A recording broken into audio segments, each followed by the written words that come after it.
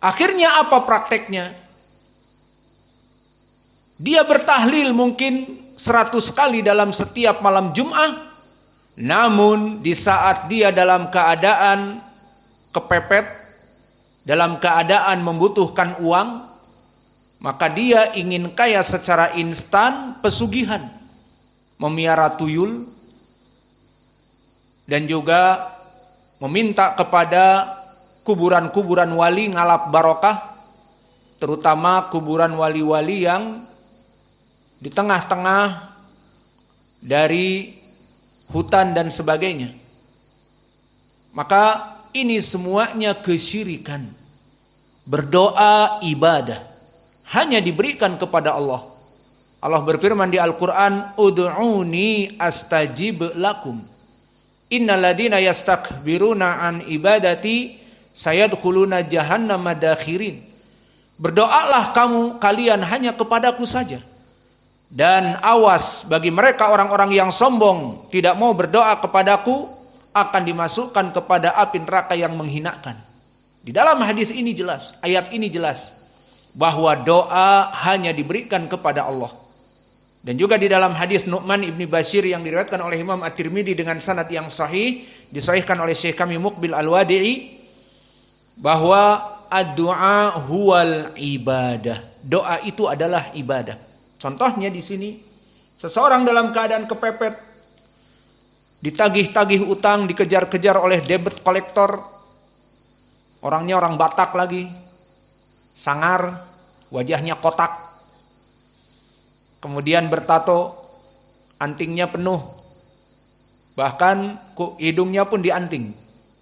Maka orang ini dalam keadaan kepepet berdoa kepada mayat, Habib Fulan, wahai Habib Fulan, berikanlah aku rizki. Ini masuk kesyirikan. Atau meminta instan kepada jin dan syaitan, datang ke dukun, meminta dilancarkan rizki. Apa saja caranya, dengan pesugihan, ataupun mendabelkan uang yang lagi tren sekarang. Jadi dia tetap keluar modal. Sudah fakir, minjem di bank 20 juta agar didabelkan menjadi 40-80 juta. Kesimpulannya, meminta kepada jin, bantuan kepada syaitan, ini kesyirikan.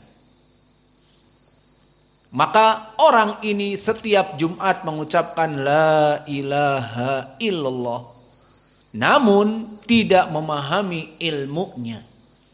Maka oleh sebab itu Allah berfirman di ayat Al-Quran, fa'lam annahu la ilaha illallah. Ketahuilah. Maknanya harus kamu menyebutkannya itu dengan pengetahuan. Ilmui. Di saat kamu menyebut la ilaha illallah, apa maknanya? Tidak sembarangan la ilaha illallah. Bahkan orang-orang sufi sambil joget-joget la ilaha illallah, la ilaha illallah. Tidak tahu maknanya apa itu la ilaha illallah. Bukan senandung untuk berputar-putar, berjoget, bukan. Tetapi dia maknanya melaksanakan tauhid dalam peribadatan. Hanya diberikan kepada Allah, tidak boleh berdoa kepada jin dan syaitan. Tidak boleh meminta kepada wali yang sudah meninggal. Orang yang sudah meninggal itu, ini poin penting, karena banyak dipahami orang yang sudah meninggal itu, dipikirnya arwahnya itu mendengar. Kemana arwahnya itu? Maka ini perlu dicamkan. Orang yang sudah meninggal, ruhnya itu dikuburnya. Dan dia terputus dari dunia. Dan dia imma diadab di kuburnya, atau diberikan nikmat kubur, dan menunggu sampai hari kiamat. Itu gambaran yang ada di dalam pendalilan. Seperti di hadis Muslim yang datang dari Abi Hurairah, Inna ibna Adam idza mata inqata'a alaihi amalahu illa bi ihda salas. Bahwa Bani Adam jika meninggal hanya 3 yang bersambung. Orang yang sudah meninggal terputus dunianya, kecuali 3 perkara yang terus bersambung. Dan ini kenikmatan baginya. Mengalir pahalanya padahal dia dikuburnya, menunggu hari akhirat. Pertama, dia melaksanakan amal jariyah, membangun masjid, atau memberikan bangunan kecil untuk WC MCK, atau bahkan membuat sumur bor seperti sekarang kita membuat sumur baru. Maka di saat dia meninggal, orang menggunakan WC-nya untuk MCK dan masjid untuk sholat, mengalir terus pahala. Dan yang kedua, ilmun yuntafa'u bihi. Bagi para da'i yang mengajar dan mengajar dan mengajar, maka murid-muridnya yang kecil akan besar. Murid-muridnya yang sekarang di depan kita duduk, akan duduk di hadapan seperti kita, di hadapan kalian. Kalian akan mempunyai pondok pesantren. Kalian akan menjadi da'i sejuta umat mungkin. Maka ilmu yang diberikan oleh da'i ini diteruskan next generation oleh anak-anaknya, murid-muridnya, maka akan terus mengalir estafet. Dan yang ketiga, doa anak yang soleh baginya. Maka pendidikan anak-anak sangat penting. Faedahnya selain anaknya tidak nganggur di rumah main game, anaknya main-main di rumah, tidak belajar. Juga selain itu apa? Anaknya menjadi anak yang soleh, belajar menuntut ilmu. Yang bapaknya jika meninggal disebutkan syaratnya, doa waladi soleh. Doa dari anaknya yang soleh. Adapun doa dari anaknya, wallahu alam yang tidak soleh bagaimana? Ini butuh pembahasan yang jelas. Doa anak-anak yang soleh ini di dalam hadis. Maka mendidik anak-anak kita menjadi soleh, meskipun namanya bagus tapi dia soleh misalnya, tidak apa-apa. Yang jelas doa anak soleh akan mengalir kepada bapaknya. Ini 3 perkara. Itu yang pertama di hadis Muslim dari Abi Hurairah. Maka kembali kepada para habaib atau para wali-wali yang dianggap wali, yang kita berdoa meminta doa, wahai wali berikanlah kami rizki. Maka apakah si wali tersebut mendengar? Tadi dikatakan terputus dengan dunia. Maka si wali ini tidak akan pernah mendengar ucapan orang yang meminta kepadanya. Meskipun pakai mikrofon di luar, pakai toa, ya wali berikan aku rizki, tidak akan nyambung karena ucapan Nabi tadi. Kecuali 3 perkara.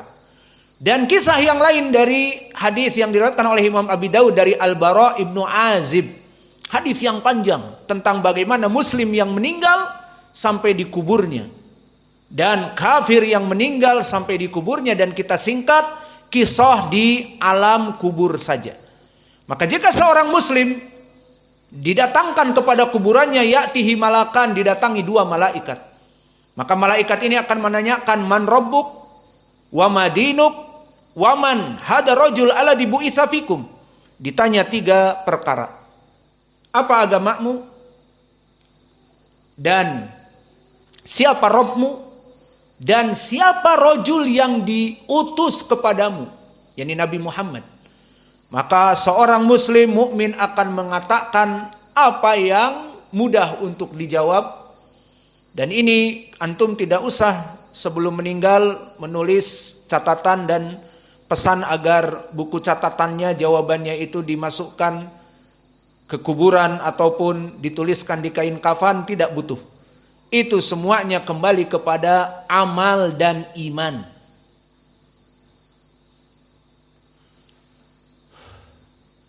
Mau nyebut pendalilan Al-Quran tapi lupa di surat Ibrahim. Apa? La ilaha illallah. Yuthabbitullahu alladhina amanu bil qawli thabiti fil hayati dunya wa fil akhirah.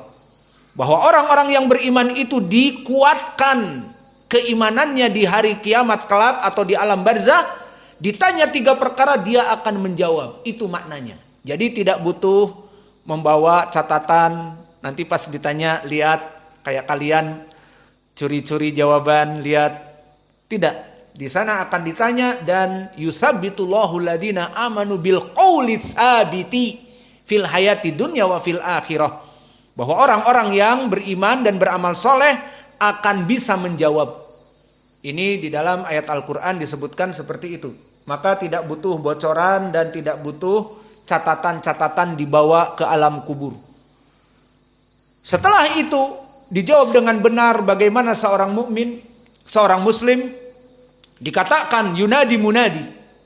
Dohirnya Allah menyerukan sadaqa abdi, telah benar hambaku. Dari 3 jawaban itu. Faftah lahu abwaban minal jannah hatta yadkhul min burdiha. Maka buka pintu-pintu surga kepada kuburannya. Maka di kuburannya itu tidak bahkan AC saja, tetapi dinginnya surga dan juga perkakas-perkakas surga yang dohir seperti itu lafadznya, dan pemandangan surga. Wa wasi' qabrahu madda basarin, dan bentangkan kuburannya sejauh mata memandang. Bebas, tidur, luas, bahagia. Apakah cukup dengan itu? Tidak. Ya'tihi rajulun tiburih, didatangi dia oleh seorang laki-laki yang harum baunya. Tayyibul wajah, tampangnya ganteng. Wah, antum jangan lihat ana terus, jadi GR kita nih. Bilang ganteng terus lihat ke kita. Yang jelas tampangnya tidak seperti Tom Cruise, lebih ganteng lagi. Alhasil di sini diikuti oleh orang yang harum baunya dan tampangnya sangat tampan, dan juga disebutkan husnul thiyab, husnul wajah, wajahnya bagus dan pakaiannya indah. Apa yang dilakukan? Orang ini terus menguntitnya dan mengatakan absyir billadhi yasurruka hada, memberikan kalimat congratulation. Seperti antum mempunyai teman, antum dalam keadaan sukses datang, selamat, barakallahu fiik, mubarak alaik, atas kenikmatan yang Allah berikan, demikian dan demikian. Maka kamu senang apa tidak? Senang. Ada yang mendukung. Seperti kamu sekarang, misalnya dapat beasiswa ke Yaman. Wah, semua murid-murid yang lain, Allah yubarik fiik, semoga Allah memberikan barokah, pergi bulan depan ke Yaman. Kamu senang apa tidak dengan orang-orang yang memberikan? Selebritis itu senang. Dan ini orang itu mengulang-ulang dalam keadaan 3 sifat yang baik tadi. Pakaiannya baik, wajahnya baik, dan baunya sangat harum. Mengatakan absyir billadhi yasurruka hada, selamat atas kenikmatan yang Allah berikan kepada kamu karena keimanan dan amal-amal soleh kamu di dunia dulu. Itu yang diucapkan berulang-ulang dan menemaninya di kuburan orang yang baik ini. Maka orang ini bertanya, orang yang soleh ini, man anta? Anta ladhi fi wajhikal khair.